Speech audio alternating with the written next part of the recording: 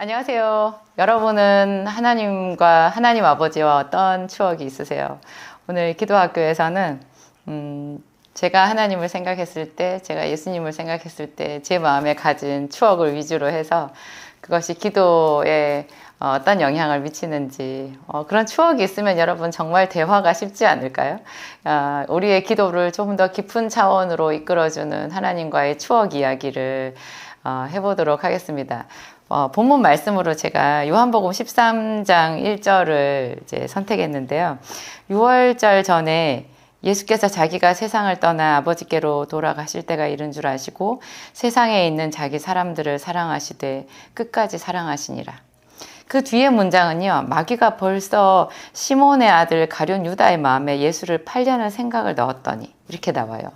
그리고 바로 저녁 먹는 중에, 이 저녁이 무슨 저녁이냐, 최후의 만찬이거든요. 예수님이 6월절 어린 양으로 이 세상에 오신 거잖아요. 지금 6월절 전에, 그러니까 예수님께서 잡혀서 죽으시기 전에, 십자가를 지시기 바로 직전 그 6월절에 이런 마음을 품으신 거예요. 세상을 떠나서 이제 하나님께로 갈 때가 왔는데, 그러면 예수님께서 온전히 자기가 이제 이 십자가를 질 수 있나 그 부분에 대해서 완전한 육체로 오셨기 때문에 정말 깊은 고민이 있으셨을 거고, 그리고 그것만 끝나고 나면 이제 하나님 보좌로 올라가시는 거잖아요. 그러면 그 부분에 대해서 또 감회가 있으셨을 텐데, 예수님은 사도 요한의 시각에서 봤을 때, 왜냐하면 요한복음이니까 사도 요한이 이때를 추억해 봤을 때 예수님은 세상에 있는 자기 사람들을 끝까지 사랑하셨다는 거예요.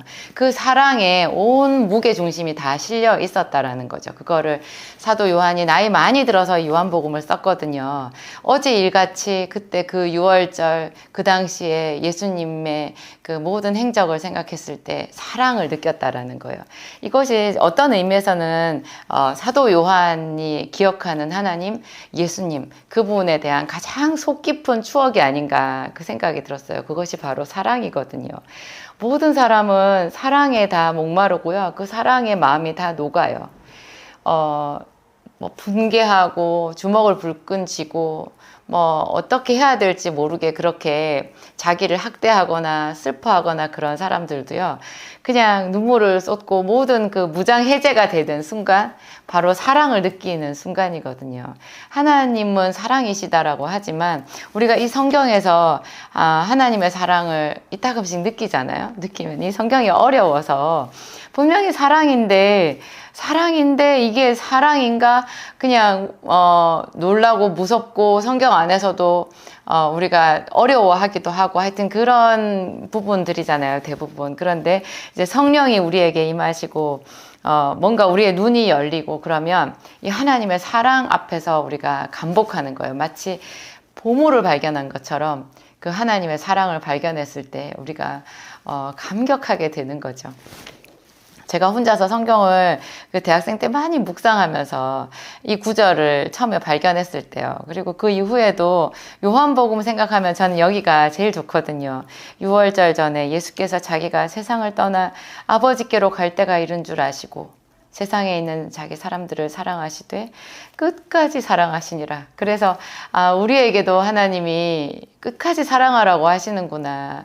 끝까지 뭘 하라고 하시는구나. 네가 좋은 의도로 뭔가를 시작했다면 아무리 힘든 일이 있어도 그만두지 말아라. 계속해야 된다. 사랑하되 낙심하지 말고 선을 행하되 낙심하지 말고 피곤하지 않으면 때가 이름에 이루어질 테니까 낙심하지 말아라. 끝까지 사랑해라. 그 온전한 모범을 이제 예수님이 보여주신 거죠. 대부분 사람들이 하나님을 생각할 때요, 하나님 아버지라고 하니까 그 아버지에 대한 자기 그 고정관념이 있거든요. 우리의 아버지가 있잖아요. 각자 육신의 아버지, 육신의 어머니가 있어서 그 부모님에 대한 어떤 그 선입견, 그것이 만약에 많이 왜곡되어 있고 힘들다면, 자기에게 상처 주고 자기를 버리고 고통스럽게 한 그런 분이라면, 아니면 혹은 분명히 부모님은 사랑인데 사랑이라는 이름으로 나를 학대하는 경우도 있거든요. 그렇게 되면 나중에 신앙생활을 하면서 하나님의 아버지 되심을 발견하는 것도 정말 난해하고 어려운 과정을 거쳐야 되더라고요. 다 힘들어요. 근데 저도 저희 아버지에 대한 애증의 마음이 있고 너무 아버지를 좋아하고 사랑하지만 그 사랑한다라는 것도 제가 나이 40이 지난 다음에 알게 되었지만 사랑하면서도 그 아버지에 대한 거는 언제나 저한테 아픔이고 저희 엄마한테 대해서도 마찬가지고 하여튼 그랬거든요. 그래서 하나님에 대해서 아버지 이렇게 할 때 그 좋은 마음 막 한없이 사랑이 많으시고 내가 안길 수 있는 그런 아버지라는 마음, 그분은 거룩하시지만 죄 많은 나를 용납해 주시고 사랑해 주시고 내 속에 있는 죄에 대해서 끊임없이 좋은 교훈의 말씀을 해주시는 그런 훌륭하신 그런 아버지로 잘 와닿지를 않는 거죠. 그래서 뭘 나한테 가르치시는 그런 말씀을 들으면 무섭고 너무 사랑이 아니라 그냥 훈계하시고 나를 훈련하시는 그런 무서운 분 같은 생각이 들고 또 사랑의 아버지를 얘기하는 부분에 있어서도 그 사랑이 온몸으로 느껴지지를 않는 거예요. 제가 정말 하나님 아버지가 내 아버지시라는 거를 느끼는 사건이 저한테 있었는데요. 그게 제가 2009년도였을 거예요. 2009년도에 제가 사법시험 1차 시험을 봤고요. 그러니까 2010년이네요. 2010년에 사법시험 2차 시험을 제가 6월에 봤어요. 그때 그 2차 시험을 보던 그 6월 그때 그 시험 기간 중이었던 것 같아요. 제가 사법시험을 도전을 할 때도 사실은 1년 정도 동안 하나님께 질문했었거든요. 저한테는, 하나님의 허락이 없이는 할 수 없다는 그런 생각이 들었었어요. 제가 대학교 1학년 때 제 삶을 하나님께 드린다고 서원을 해서 그래서 목사인 남편을 만나게 됐고 그분이 개척 비전이 있어서 함께 열심히 교회를 개척하면서 그때 개척하고 거의 한 7년 정도 6, 7년이 지난 다음이었던 것 같아요. 그때쯤에 제가 이제 사법시험 공부를 해봐야 되겠다라고 생각이 들었는데 마치 회사에 취직을 해가지고 꼭 월급은 받으면서, 사장님이 시키는 일 안 하고 딴 거 하는 것 같은 그런 느낌이 드는 마음이었어요, 제 마음이. 그래서, 하나님 저한테 3년만 시간을 주세요. 제가 3년은 사법시험 공부를 해서 제 좌절된 꿈을 좀 치유받고 싶어요. 그 기도를 제가 1년을 했거든요.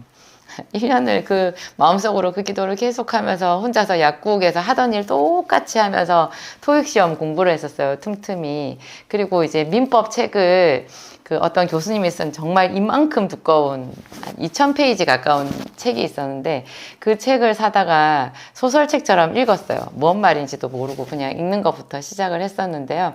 그 1년이 거의 맞춰갈 무렵에 이제 남편이 절대로 공부하라고 하더라고요. 저는 또 남편의 허락이 굉장히 중요했거든요. 남편이 마지 못해서 허락해 준다면 저는 안 한다고 생각했었어요.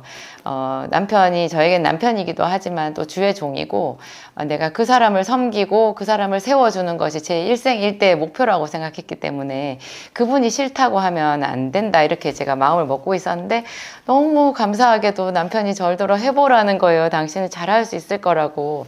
그게 1차로 있었고 두 번째가 이제 하나님의 허락이었는데요. 제 나름대로 하나님이 저를 허락해 주셨다라는 확신이 들었어요. 1년쯤 됐을 때. 그 확신이 들었을 때 제가 너무 기뻤거든요. 하나님 저 공부해도 돼요? 정말요? 저 정말 해도 되는 거예요? 이거 해도 될까요? 제가 하나님 사명 받았는데 교회 개척해야 되는데 제가 이 일을 해도 될까요? 하나님 허락을 해주신 거죠. 근데 저는 이 허락이 믿어지질 않을 정도로 너무 감격이 돼요. 하나님, 제가 하나님의 일꾼인 줄 알았는데 하나님의 딸이었네요. 하나님 저를 딸로 생각하시는 거네요. 제가 그러면서 그렇게 감동이 됐었어요, 그때. 지금도 그 생각하면 눈물이 맺히네요. 참 하여튼 그 느낌 너무 좋았어요. 나한테는 아버지가 없는 것 같았거든요. 제가 가장 내 육신의 아버지가 필요했을 때 우리 아버지는 전혀 능력이 없었고 중환자실에 죽어가는 사람으로 있었어요. 처참하게 참혹하게 죽어가는 아버지를 아무 능력 없이 제가 지켜볼 수밖에 없었거든요. 그것이 제가 나중에 심리학을 공부하게 된 또 계기가 되기도 했는데요. 제 마음을 이해하고 아버지를 이해하기 위해서 제가 심리학과까지 가진 않았지만 못지않게 책을 많이 본 것 같아요. 참 도움이 많이 됐었어요. 하여튼 그랬어요. 근데 이제 정말 하늘에 계신 우리 아버지가 내 아버지시라는 거, 그분이 나를 복음의 일꾼으로 부르셨지만 하나님 복음 전파 사역과 별로 상관없는 내 좌절된 꿈을 치료하는 그런 이 3년 동안의 일에 있잖아요. 제가 제 시간을 써도 된다라고 허락해 주신 거라서 저는 너무 행복했어요. 그리고 이제 정말 1차 시험 제가 한 번만에 합격했는데 이제 2차 시험까지 갔잖아요. 제가 너무 체력이 안 돼서 2차 시험장 가가지고 사실 저처럼 시험 본 사람도 없었을 거예요. 공부도 거의 제대로 할 수가 없었고 그랬어요. 저는 시험장에 그게 2차 시험은 이제 4일 동안 시험을 보는데요. 그 4일 동안 시험장에 가서 앉아 있는 것이 저희 목표였어요. 세상에 그렇게 해놓고도 저는 합격을 꿈꿨으니까 좀 말도 안 되기는 하는데 그때 제가 그 4일 동안 극심한 두통과 전신의 통증과 잠도 못 자고 먹을 수도 없고 하여튼 그런 체력을 가지고 이제 그 시험 치러 갔었거든요.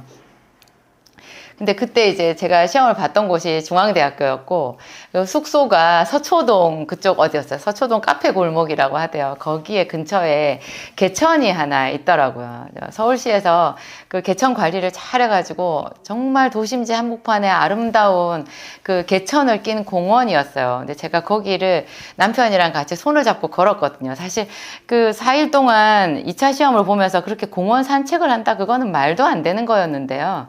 그 초능을 아껴서 그 책을 뭐 2000페이지 가까이 되는 책을 처음부터 끝까지 이렇게 훑어봐야 되는 게 당연한 거였는데 저는 그런 건 상상도 할 수 없을 정도로 몸이 아팠어요. 환자였어요. 거의 죽을 지경의 환자였어요. 그래서 그 누워서 잠을 잘 수도 없었기 때문에 남편이랑 손을 잡고 그 전날 시험을 본 그 머리를 식히기 위해서 이제 거기 개천을 그날 시험을 보고 이제 그 다음날 또 시험을 준비해야 되잖아요. 그래서 개천을 이렇게 거닐었는데 그 개천의 풍경이 지금도 눈에 서네요. 그 하얀 물오리가, 그러니까 뭐 오리들, 물오리들이 있었어요. 하얀색도 있었던 것 같고 그냥 이렇게 갈색 털을 가진 그런 오리가 새끼 데리고 이렇게 물에 여유롭게 헤엄치고 수영버들이 이렇게 물에 잠겨 있고 그렇게 평화롭고 아름다운 곳이었는데 그때 제 마음은 그랬어요. 마치 땅에서 한 100m 이상 높은 곳에 이렇게 밧줄 같은 거 있잖아요. 줄 하나 이렇게 있고 제가 그 줄타기를 하고 있는 것 같았어요. 줄타기를. 그냥 그대로 이렇게 땅으로 낙하해서 죽는 거잖아요. 제 마음이 그럴 정도로 그때 두려웠고 무서웠고 그 사법시험이라는 것에 제 인생을 다 걸었었거든요. 그러니까 제가 처음에 사법시험을 준비했을 때는 그냥 한번 시험을 봐서 거기에서 어떤 성취를 해서 제가 마음의 위안을 얻는 거였는데 시험을 준비를 하고 공부를 하면서 제 마음이 바뀐 거였어요. 그것은 나중에 생각해보면 그 하나님의 뜻에서 좀 벗어난 거였는데 제가 약국을 하지 않고 법조인으로 가고 싶은 그런 꿈을 키우고 있었던 거예요. 그러니까 그 시험에 어떤 당락의 그런 목표가 생겼잖아요. 반드시 합격해야 되는 목표가 생기니까 그만큼 두려움이 커졌던 것이고 그리고 그때까지 그 3년 동안 제가 그 공부를 하기 위해서 쏟아부은 비용이 있잖아요. 제가 약국에서 근무를 못하니까 풀타임 약사를 써야 되고 그렇죠. 그래서 그 풀타임 약사가 아무리 저처럼 일을 해주지는 않으니까 그런 모든 면에서 이렇게 제 생각에 거의 그죠 억대 가까운 비용을 쓴 거 아닌가 그런 생각이 들더라고요.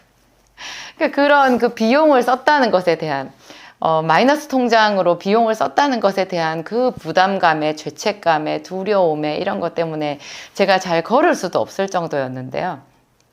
하여튼 그렇게 4일이 지났어요.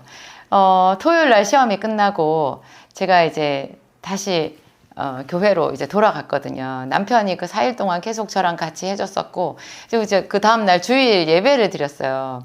근데 그날 예배 때 예수님이 저를 찾아오셨잖아요. 제가 잊을 수 없는 제 평생에 2번 다시 그런 경험이 있을까. 저는 그 경험을 생각하면 불말과 불병거를 타고 승천한 엘리야가 부럽지 않을 정도로 제 주관적으로는 그래요. 그날 예배를 시작했는데요. 우리 교회에서는 예배 시작할 때 이제 준비 찬송 끝나고 이제 성도들이 다 서 있는 상태에서 이제 목사님이 그 묵도 말씀하시고 그다음에 사도신경을 이제 읊잖아요. 읊고 그다음에 자리에 앉거든요. 사도신경을 다 암송한 다음에 딱 자리에 앉는 그 시간 있잖아요. 앉는 시간, 그게 글쎄요, 3초 정도 되지 않겠어요? 서 있다가 앉는 시간이니까 제자리에 3초, 길어야 5초 그 시간에, 제가 뭐라고 해야 되나요? 한 5분 내지 10분 정도 어디 갔다 온 것 같았어요. 저는 처음에 제가 잠을 잔 줄 알았어요. 저는 예배 시간에 조는 법이 없는데요. 그날 내가 완전히 정신이 나가서 정신을 제가 차린 거예요. 분명히 좀 전에 사도신경을 암송했는데 좀 있다가 제가 정신을 차렸어요. 뭐지? 그 중간이 이제 없는 거예요. 몇 초가. 생각해 보니까 그 몇 초인데 그동안 제가 어디 갔다 왔지 하고 생각해 보니까 제가 예수님을 만나고 온 거였어요. 4차원의 영적인 세계로 제가 체험을 하고 온 거였죠. 제가 이렇게 앉아 있는데요. 멀리서 뭔가가 저에게를 이렇게 다가왔어요. 여러분, 제가 지금 예수님 만난 얘기 하거든요. 여러분, 저는 항상 그전에도 다른 사람이 어떤 은혜로운 간증을 하고 예수님을 받거나 그런 체험을 얘기를 하면 그거 잘 들어서 제 거 삼았어요. 제 경험이 되더라고요. 그래서 그 은혜 내 거 이렇게 하면 그분의 은혜를 뺏어오는 것이 아니라 하늘에서 새롭게 내 은혜가 되는 거예요. 마치 우리가 성경에서 베드로의 이야기, 다윗의 이야기, 그들이 하나님의 은혜를 체험했던 그 경험을 우리가 읽으면 그게 우리의 은혜가 되잖아요. 그것과 마찬가지예요. 다윗의 은혜, 베드로의 은혜를 빼앗아 오는 것이 아니라 그냥 내 은혜가 새로 임하는 거예요. 여러분, 그런 뜻으로 오늘 제 이야기를 들어주시면 돼요. 예수님이었어요. 멀리서 어떤 사람이요, 그 사진 같은 거였어요. 그게 이렇게 동영상의 어떤 한 캡처 화면이라고 해도 되고, 그것이 저 멀리서 이렇게 저한테 점점 가까이 다가오는데 제가 이렇게 보고 있었어요. 보고 있는데 숨이 멎을 것 같았고, 뭐지 그랬어요. 예수님인 거예요. 예수님인데 어떤 느낌이냐면 세상에서 그런 얼굴이 없어요. 모든 것을 다 아는 얼굴이고요. 정말 사랑의 얼굴이에요. 모든 사람들, 저는 예전에 그런 생각을 했거든요. 예수님이 마지막 날에 이 세상에 임하실 때, 아니면 우리가 죽어서 천국에 가잖아요. 그러면 예수님을 우리가 어떻게 알아보지? 그랬어요. 예수님을 어떻게 알아보지? 그런, 좀 소시적 생각이 저한테 있었는데, 그런 걱정 안 해도 되더라고요. 그냥 다 알아요. 제가 그랬어요. 저 얼굴, 모든 사람이 다 하나님의 아들인 줄 알겠네. 그랬어요. 세상에 그런 얼굴이 없는 거예요. 너무나 큰 사랑. 제가 눈, 코, 입이 생각나진 않아요. 지금도. 하지만 그 느낌이 너무 선명한 거예요. 그래서 영으로 예수님을 느끼는 거구나. 영으로 우리가 보는 거구나. 그래서 영이 닫혀버리면 성경을 읽어도 하나도 깨달아지지 않는 거구나. 예수님 얼굴도 마찬가지인 거예요. 정말 너무너무 아름답고 모든 것을 다 아는 그냥 전지한 얼굴 있잖아요. 그 앞에서는 아무도 거짓말을 할 수 없는, 하나님의 아들이신지 모든 사람이 다 알아볼 수밖에 없는 그런 아름다운 얼굴이 저에게로 왔어요. 그 얼굴이 오면서 저한테 하신 말씀이 있었어요. 바로 그 어제까지 서초동 개천가, 제가 사법시험 4일 동안 볼 때 그 개천가 제가 거닐었잖아요. 남편이랑 손잡고. 그 개천가 그렇게 두려워하면서 걸었던 저와 함께 예수님이 계셨대요. 그날 그 얘기 하셨어요. 저에게 다가오시면서 내가 너와 함께 있었다. 내가 그곳에 네가 그렇게 두려워해도 내가 내 곁에 있었다. 그 말씀 하셨어요. 제가 그날의 그 감격은 잊을 수가 없어요. 그런데요, 여러분. 저는 그 환상을 봐가지고요. 제가 사법시험에 합격한 줄 알았잖아요. 떨어졌을 때 그해 10월에 합격자 발표가 있었는데 제가 떨어졌거든요. 이건 뭐지? 예수님이 나타나셔서 나랑 함께 하셨다고 했는데 내가 왜 떨어졌지? 그랬어요. 여러분, 하나님이 함께 하시는 거랑 우리가 내 눈앞에 어떤 벌어지는 내 당면한 이런 문제, 이렇게 당장 내가 이렇게 됐으면 좋겠다 생각하는 그런 차원은 다른 거예요. 내 생각과 너희 생각이 다르며 내 길은 너희 길과 달라서 하나님은 훨씬 높은 곳에 계시잖아요. 그래서 하나님의 은혜는 장기 레이스로 봐야지 이해가 되는 거고요. 그냥 눈앞에 어떤 그런 거 하나로 시험 들었다 그러면 그냥 뭐 100원짜리랑 10,000원짜리를 혼돈하는 어린아이 같은 그런 시각이라고 생각하면 딱 맞는 거더라고요. 결국 제가 지금 와서는 그래요. 그때 사법시험에 떨어진 것이 얼마나 다행인가.